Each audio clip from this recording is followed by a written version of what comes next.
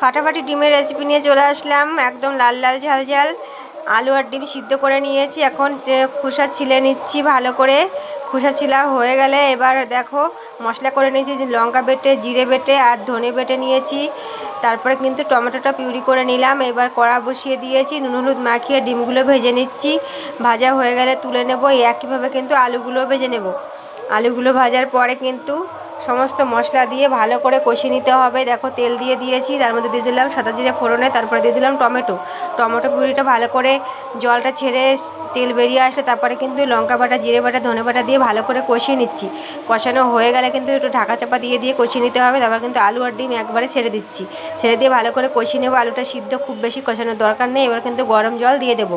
গরম জল দিয়ে দিলে ফুটে উঠবে টকবক করে। দেখো দেখতে কতটা লোভনীয় হয়েছে, খেতেটাও কিন্তু ঠিক কতটাই লোভনীয় হয়েছিল।